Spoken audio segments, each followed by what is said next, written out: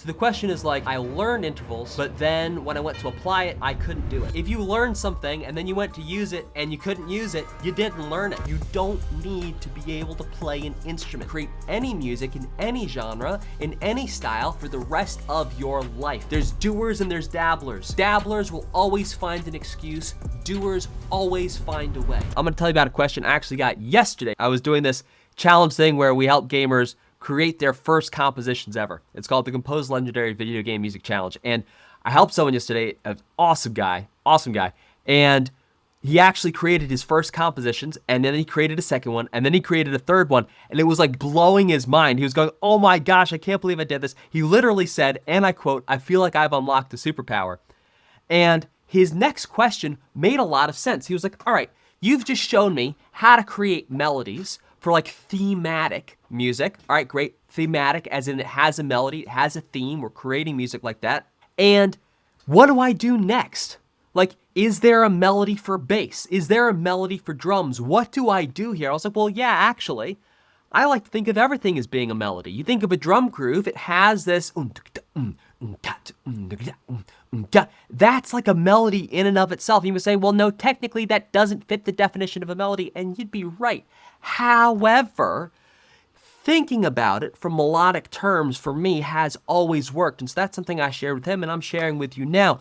Whatever layer, whatever level you're working at in your piece of music, and again, we're thinking thematic music as opposed to, let's say, atmospheric music. Think in terms of melody. And yes, that means your drums. The groove can be like a melody. The bass can be like a melody. The guitar can be a melody. Yeah? So there's so many different ways that you can just think about having one skill, and that's the skill of creating melody, and put that everywhere. Crutch McGee asks, how hard would it be to learn to compose music without owning instruments and having barely any experience with any either? It is no problem at all. All right, hear me on this. You do not need any previous musical experience composing music in order to create, release, professional quality music at the highest level. You don't need to be able to play an instrument. And just look, as an example, at some incredible dance music composers, like some EDM composers and some electronic music composers who don't play any instruments, who create incredible professional quality music. It is absolutely not a prerequisite that you need to be able to play an instrument to create any music in any genre, in any style for the rest of your life. That is the beautiful thing about software. There's a whole bunch of free software out there too you can use. A great place to start is a software called BandLab. BandLab, it's free. You sign in, you rock and roll. It's a digital audio workstation. It's hosted in the cloud. And again, it's free and you can actually start creating music right now, and you do not need any previous musical experience. There's doers and there's dabblers. Dabblers will always find an excuse. Doers always find a way. Now, just because you didn't know, right? I didn't know that I needed nothing in terms of being able to start music. That doesn't mean you were a dabbler, but now you have the information, you have a choice. You have a choice in front of you now. You can go create music, you can go experiment, go sign up for BandLab, go make music, or you can make an excuse. Which will you be? My challenge to you, be a doer. All right, awesome, fantastic. Crutch McGee, and join that link. Now, Daniel says, I'm definitely guilty of being a dabbler. Okay, here's the thing. Are you guilty of being a dabbler, or is that just a choice you made in the past, and is that a choice you can change in the present? Ooh, now we're talking. Okay, do you identify as a dabbler? Right? If I said, well, all the dabblers in the audience, please stand up. Are you one standing up? So you don't need to be that way. That's just a story you've been telling yourself. And if you told yourself that story long enough and loud enough, you're going to believe it. So I invite you to tell yourself a different story. Tell yourself, I used to be a dabbler, but today and from now on, I am a doer. And if you can't do that silly thing with your voice, that's fine. Don't worry about it. I always tell people, look, there's like 4 steps to changing anything you want to do. So it's like, number 1, you got to take action towards being the thing that you want to be. All right, so let's say you don't want to be a dabbler anymore. All right, you want to be a doer. All right, so you're going to take action. You're actually going to do something. Now, here's the thing. You got to then go do that action again tomorrow, right? And that then becomes a habit. Now, you do the habit enough times, then you start to not really need to think about the habit anymore. The habit becomes a routine. And then you do the routine enough times, it just becomes part of your identity. It becomes the story about you that you tell yourself. And the strongest driver in every human is to stay consistent with their identity, because we're all a little crazy sometimes. I don't know about you. I've had times where like I say I want one thing and I do another, right? But then in my head, I always figure out a way to justify it to myself. You might be the same thing for you. So we always stay consistent with our identity to make sure we don't feel crazy, because we are all just a little bit crazy, right? And then also the thing too comes down to like self-doubt, right? Because if you've broken promises with yourself before, you're gonna doubt yourself. So we have a couple more questions here. Recently, I've learned music theory from your books. Yeah! And started digital music production. Congratulations. And I'm confused by how you identify notes by ear. How do I identify them? All right, don't tell me it is by time. So yes, part of it is by time. However, I use a software called Earmaster. And everyone who comes into our books and courses gets access to Earmaster as well. And Earmaster, it's like lifting weights for ear identification. And so understanding the theory is fantastic. Once you understand the theory, then it's like, okay, how do I hear the theory and understand what I'm hearing and relate that back to the understanding that I have in my head? And that's the ear training. It does take time. Chandre, how you doing, dude? Hey, I'm doing fine. Thank you. What's your question for me? So, I had an earlier conversation with you in private where I have got access to a course from you. Yeah. And my main thing I'm kind of against right now is I'm wondering if this is the right step to take, because I've been composing for a couple of years now, and I'm wondering if I'm kind of the course part that I've been assigned, if this is on my level currently. Did you finish the course already? No, I think about halfway. Okay. So am I hearing you correctly? You feel like some of the ideas are basic. Yeah. Yeah. Right? Some of it feels like review. Have I got that right? Yeah. Okay. And so you're wondering, is this a good use of my time? Basically. Yeah. Okay. Is it all right if I tell you a story? Go ahead. So when I was 16, I went to music camp. And at music camp, I did the fundamentals of music. Helped me so much. Did all the basics. Then when I was 18, I got ready to go to music college. Do you know what I did when I was preparing to go to music college? I did the fundamentals. I did the basics. And then after I got into my first music college, guess what I did for a whole year? The basics then. Oh, I did the fundamentals and I did the basics. Okay. And then I was like, you know what? I'm not quite done with music school yet. Let me go to a second music college. I went to a second music college. You know what I did there? The basics. I did the fundamentals and the basics. Then I was like, you know what? I think the way these two schools taught music theory, we could do it better. So I wrote a book. And then I tested that book out on dozens of students. And you know what I did the entire time I was writing that book and testing it out on students? The basics. The basics. And then I was like, you know what? We need a workbook for this. So I made a workbook. And I made a workbook on The basics. Yeah. Then I was like, you know what? We're not done yet. We need a full video course.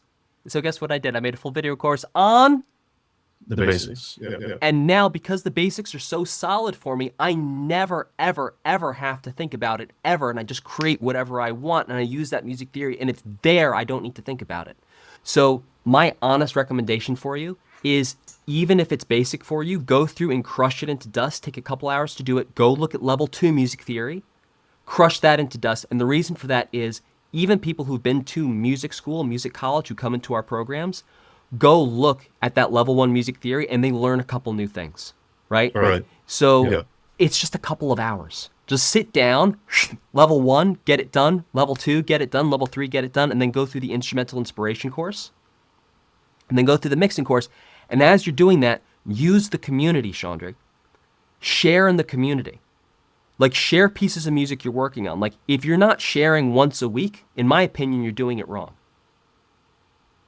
So, like, even if it's a half-finished piece, even if it's just a sketch, even if it's just idea, share, share, share, share, and then you'll be getting my feedback, and then the speed at which you're going to create and go just speeds up so much. Make sense? Got it. Yeah. All right, cool. We have a question, which is, I remember learning how to hear the intervals on piano, then when I attempted to apply it, well, I could only identify parts of themes especially made on the piano and not other instruments. Okay, so the question is like, all right, I learned intervals, but then when I went to apply it, I couldn't do it. All right, so I'm going to give you some tough coaching on this. Guess what? If you learned something and then you went to use it and you couldn't use it, you didn't learn it. I'm going to say that one more time. If you learned something and then you went to use it and you couldn't do it, you didn't learn it. Learning means you can change your behavior, right? So if you weren't to the point that you could actually change your behavior in the desired way from the thing that you were learning, you didn't finish learning it. Go back, do it again. If then still it doesn't work, go back, do it again. And keep going back and doing it again until you've got it. Intervals are what I call a chunky monkey, as in they are a thing that, oh man, it takes a minute to learn. It really does. Yeah, those intervals and then calculating them, memorizing some of the interval distances, it's a fair bit of information to program into your brain, but once you have it forever. And the test to know if you have it is if you've actually learned it, meaning can you engage in the new behavior that you want to have? Can you engage in that new desired behavior? Yeah, and if you give up after that, that's a low pain threshold. There's two types of pain. No matter what you do, you're gonna have pain in life, all right? So you're either gonna have the pain of learning to do the thing right now, which is gonna be uncomfortable to do, sitting down, forcing yourself to get it the next day, get it the next day, get it the next day, oh, I've got it. There's gonna be pain there, there's gonna be discomfort. Or number two, you can have the pain that you titrate out, that you put little crumbs of pain and you sprinkle it over years of regret and just feeling the failure sink into your bones, and then just those stories inside your head that you start telling yourself of like, oh, you couldn't even do that, and then you don't feel so great about yourself. It's like, which pain do you want? Because you're gonna have the pain either way. You just get to pick which life you want to live. Do you want the pain that's instant up front and then you get the thing that you wanted? Or do you want to sprinkle the pain out like a trail of breadcrumbs over years and years and years until you die? We can also, like at the fundamental level too, you have two choices. You can bury your head in the sand and pretend like life is not going to pass you by and pretend that things won't hurt. And you can pretend that like you're not going to regret not doing the things you're going to do. Or you can pick your head out of the sand and like face the pain and discomfort of doing the things that you actually want to do, and then doing the work that is required to actually do the things you want to do. And then on top of that, doing so much work of the thing that you want to do that it would be unreasonable that you actually not get the outcome. Because here's the thing, we can't control the outcome, we can only control the inputs. So we need to put so much on the inputs that it would be unreasonable that we not get the result we want on the other end. Yeah, and by the way, the answer to everything is the basics, right? So it's like, man. And I'll tell you too, like if I sign up for a course or something, the way that I'm approaching it is like I will lock in and rock and roll with like the most bare, even if I already know something, I'm going for the bare bones thing all the way through the most advanced thing. Because I know that if someone specializes in a thing, there's going to be nuances, there's going to be distinctions, there's going to be things that I don't yet understand, or that maybe going to unlock a next level for me. At least that's the way I approach it. Calculating intervals is difficult on instruments you're not used to, even for beginners like me. Okay, calculating intervals is really difficult. All right, let me ask you this. Does calculating intervals have to be difficult? Yes or no? The answer is no. Okay. Does understanding intervals have to be difficult? Yes or no? The answer is no. No, it does not have to be difficult. In the same way that if you were to ask a baby, is walking difficult? They'd be like, oh my gosh, you have no idea. I keep doing this thing where like I stand up and then my legs give out and everyone cheers when I stand. It's very confusing. I like kind of get up on things because I want to see around. Everyone starts making noise and then I sit back down and everyone stops making noise. And I keep getting up and everyone's making noise and I sit back down. Like, this walking thing's hard. Like I don't really get how it works. But if I ask you now, is walking hard? You'd be like, no, I just walk. Right? And so having a story that something is hard, that's not reality. It's only hard right now while you're working on learning it. It's not that it's hard. It's that focusing down and sitting on actually getting something to the point that you can use it consistently. That's the difficult part. And then if you call it hard, guess what? It will be hard. Like, I never say doing something is hard. Like, never, ever. And if someone comes up to me and tells me something's gonna be hard, I'm like, no, stop. We're not saying that about it. Because if you say it, it's going to be true. Why? There's a part of your brain called the reticular activating system, the RAS, and its whole job is to point out things to you that confirm the stories you're telling yourself in your head. So if you buy a white Hyundai, all you're gonna see the next 2 weeks are white Hyundais. What's that? That's your reticular activating system. It looks for confirming evidence to reaffirm whatever your current belief is. So if you tell yourself learning intervals is hard, guess what your brain is going to do? It's going to find confirming evidence everywhere in your life to prove to yourself that learning intervals is hard. Whereas if you tell yourself, all right, there's no story other than I am here now, and for the next 1 hour, I'm going to work on intervals. And I'm going to show up tomorrow, and I'm going to be here now, and I'm going to work for 1 hour on intervals. You do that every day for a week, that's 7 hours. You're going to get intervals if you spend 7 hours on it, like easily. And it might not take that long. The meaning that we choose to give things is like so critical, man. It's like the difference between making it and not. Half the time, it's just the meaning. It's literally the meaning. You know, Tony Robbins talks about there's 3 decisions. The first decision is what am I going to focus on? The second is what meaning am I going to give the thing I'm focusing on? Number 3, what am I going to do?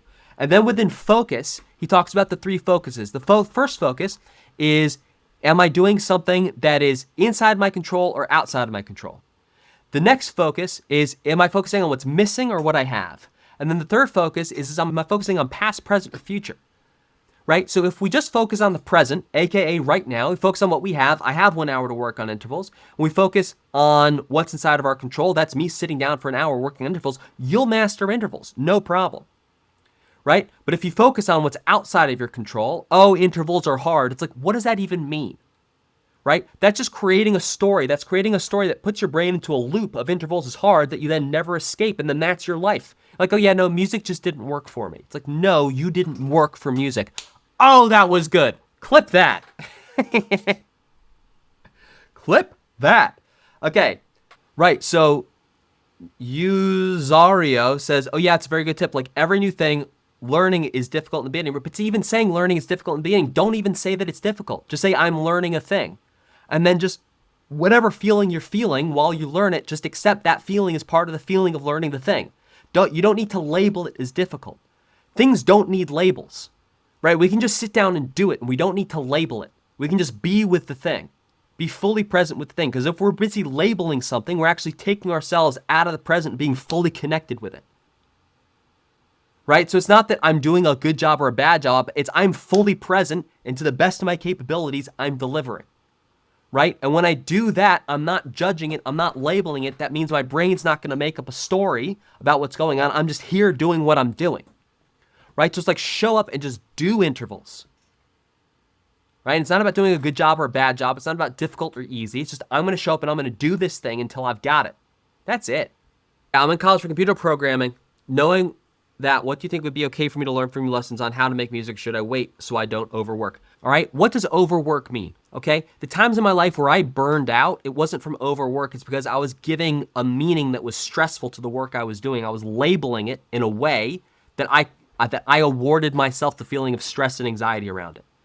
So that's number one. It's like burnout doesn't have to happen until you get to physiological burnout. And within that too, there's this awesome guy. His name's Mo Gawat, and he talks about your stress. So it's like, so you have like real events of stress, then you have the little stories you tell yourself that are stress, and all those like stack up together to really create a lot of stress, but it's cumulative. It's across all these different things, okay? And now if we think about, all right, how do I reduce the stress internally inside of myself? It's like, all right, let's change the meaning of it. So instead of saying overwork, it's like, okay, can I sleep 7 to 8 hours a night? Yes? Great. Then we're set. Probably not going to physiologically burn out. If I'm sleeping 7 to 8 hours and I'm not working out like crazy, like physiological burnout, we kind of got that handled, as long as inside of yourself, you're not giving a stressful meaning to what's happening. But if you're saying all this stuff is happening and it means I'm not good enough, that's a stressful meaning. And so you're going to feel stressful inside of yourself. Oh, I, got an A- instead of an A. I'm a terrible person. If you're giving yourself that meaning, that's going to be a stressful meaning, which is going to increase your cumulative stress, right? So let's assume you're not going to give anything an unempowering meaning. You're only going to give empowering meanings to things, and you're not going to award yourself stress on the inside, right? Great. Awesome. Do you have 1 hour a day that you can spend on creating music? On average throughout the week, so about 7 hours in the week, and maybe even 3.5 hours, like 30 minutes on average, which doesn't mean you're spending time on music every day.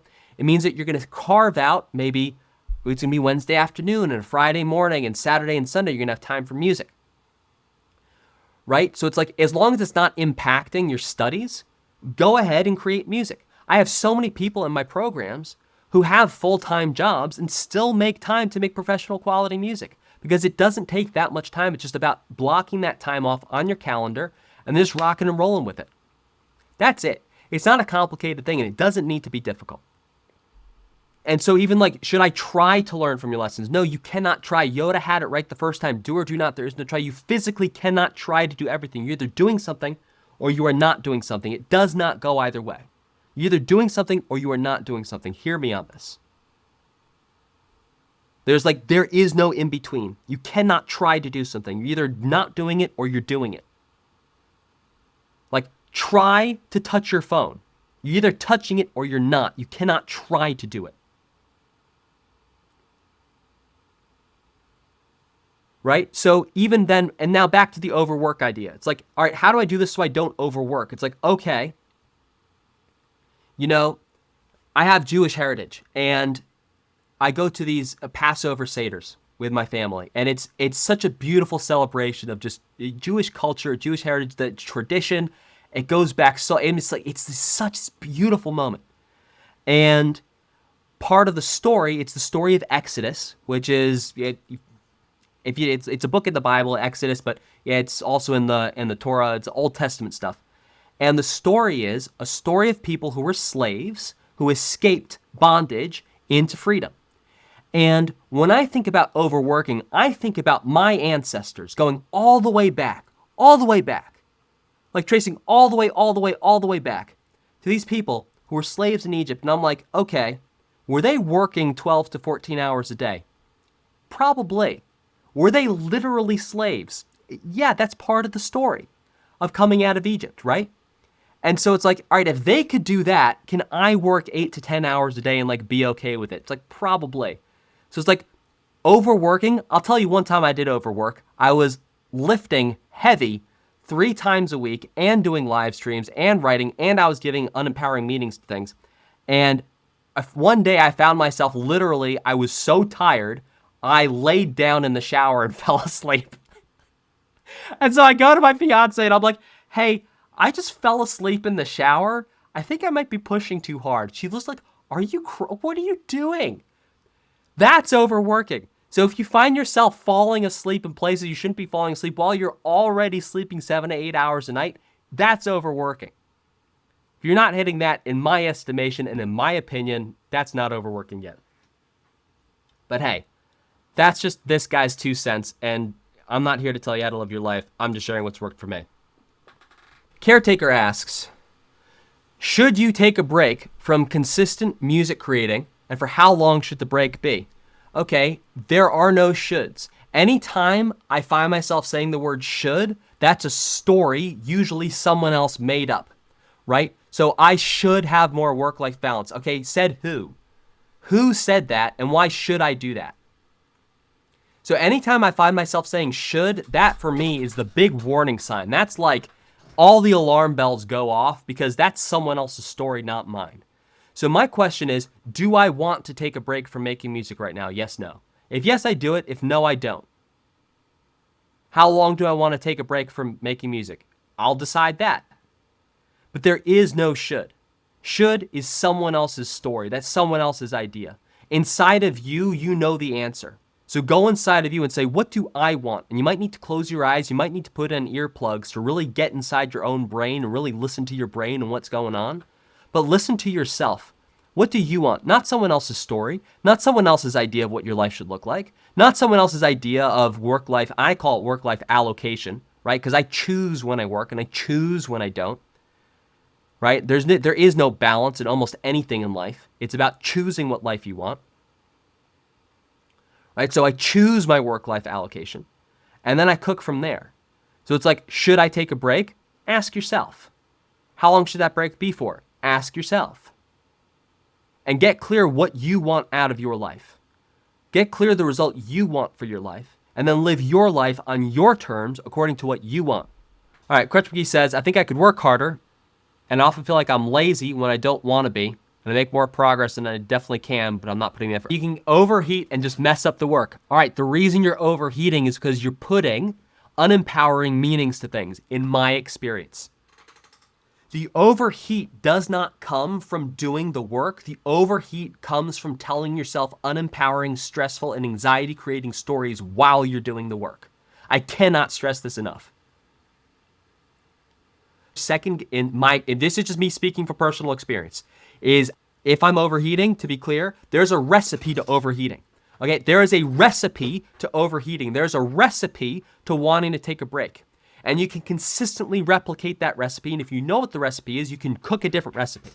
All right, so my recipe for overheating while I work is number 1, to second guess myself. Number 2, worry about what other people will think. Number 3, judge myself for not being good enough. Number 4, constantly second guess myself as I'm creating. And if I do all those 4 things at the same time, I will overheat. Why?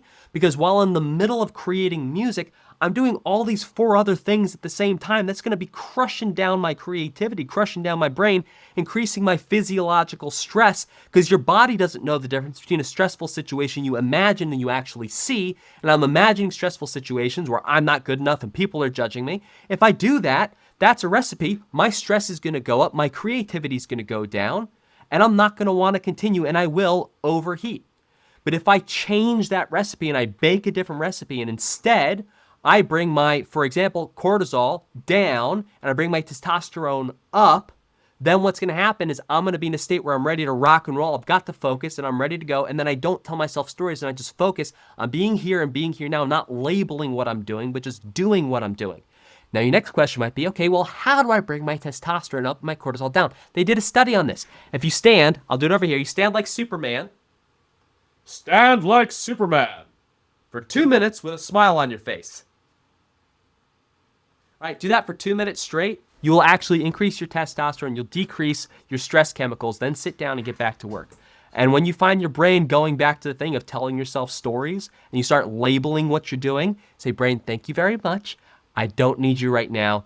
Go and feel your body, create from a space of presence. What's presence? That means you feel connected to your body as you're creating. That's that flow state. It's where you're not thinking, you're just creating. All right. Question, I could work harder, but I feel like I'm lazy and more lazy than I want to be. And like basically, I feel like there's stuff I could be doing and I'm not doing it. Let's synthesize this. You have something you want to do. You know what it takes to do it, but you're not doing it. Why? Well, in my experience, it has to do with the dopamine floor. What's the dopamine floor? So I heard this guy called Alex Becker talking about something related to this idea. Here's the dopamine floor. So you have a reward system built into your body that uses many different chemicals, but the one we're going to focus on today is called dopamine. Okay, and dopamine is going to basically give you a reward for taking action on something and then also finishing something. But here's the thing. If, for example, I spend 8 hours first thing in the day playing video games are specifically designed to crank the absolute most out of my dopamine reward system, which means it sets my dopamine threshold up here, right? If I play video games, which means for the rest of the day and honestly the next 2 days, if I do anything that gives me less dopamine while I'm doing it than video games, I'm not going to want to do it. I don't want to do it. Why? Because it doesn't feel good. It doesn't feel motivating. It doesn't feel like I'm having fun while I do it. It literally does not feel rewarding. Why? Because we have, and I mean, I love video games as much as the next guy, and I play them. But the point is, they are designed to absolutely crank the most out of your reward systems to keep you playing. Okay, so if we know that dopamine is going to be up here, and music theory is down here, which real talk, learning music theory probably is, compared to video games, what's going to happen? Well, if you're playing video games all day, you're going to go to music theory, you're going to go, this is not rewarding, therefore, I'm not going to do it because it doesn't feel good to do. So the natural reward systems inside of yourself to get yourself to do the things you want to do, they're not going to work as well because you've blown them sky high all the way up here. So the question then becomes, all right, so how do I manage my dopamine floor so that I actually end up doing the things that I say that I want to do, the things that I really want in my life? Well, for me, the solution has been to strategically decide when I'm going to play my video games. So as opposed to doing them first thing in the day, I save them for last thing in the day. As opposed to doing them Monday through Friday, I'll do them Saturday on Sunday. If I'm in a big season of work, maybe I'll just do them on vacation, right? Because I know that me filling out a spreadsheet or creating an SOP, all right, me creating a standard operating procedure for customer success is like here in terms of how rewarding it feels, okay? And I know if I spend 3 hours before I do this playing video games and I've got my dopamine reward threshold cranked up to here, there is no way I'm sitting down and looking at a spreadsheet and building out an SOP. It's like it's just not happening. So the question then becomes, how much do you want these things that are not as cranked up as a video game? And it's, by the way, it's not just video games, and I'm not demonizing video games. I play video games, and I love video games, but it's important to recognize the truth of how things function. Okay? So then it's saying, all right, what else gets us this dopamine up here? Well, that's going to be anything that feels really, really good. And I'm not going to say anything else on that. I'm going to let your brain figure that out because you're a smart person. You're a smart cookie. Anything else that feels really, really good is going to blow your dopamine threshold all the way up here. Which means anything that's not that and that's less dopaminergically rewarding than that, down here, you're not going to want to do it. Same thing if I eat really, really flavorful foods. So, like, last weekend, I had no idea what I was getting myself into. I walked into this, they opened up this new place nearby. It's called Dave's Hot Chicken. I don't know if you've ever been into it. And I was like, oh, yeah, get like some chicken. Might be nice. Walked in, it was not that. It was like, it's deep fried, basically covered in Dorito powder, like crazy stuff. I ate it. I normally don't eat like that. I ate it, but what did that do? That raised my dopamine threshold up here so that like all the healthy stuff I normally eat, which by the way, usually tastes amazing, but it's down here.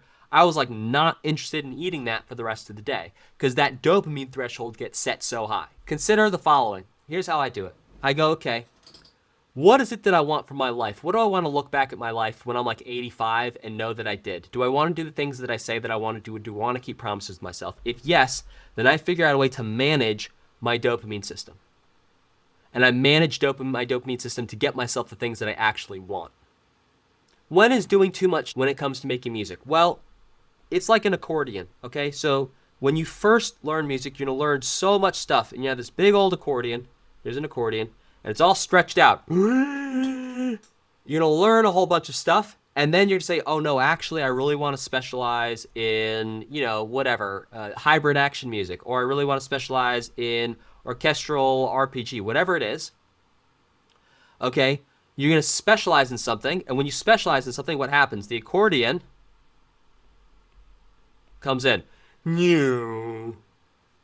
All right, now once you get into that world, you're like, oh my gosh, there's so many different subgenres. Let me learn all of them. The accordion goes out, and then we go, all right, no, actually there's these two subgenres I really want to do, and the accordion comes back in. And that is like the way of life, as far as I can tell, in my experience. It's the accordion. All right, home slices, this has been real. I gave you an Air 5. Take it easy, and I'll see you next time. Take care, and goodbye.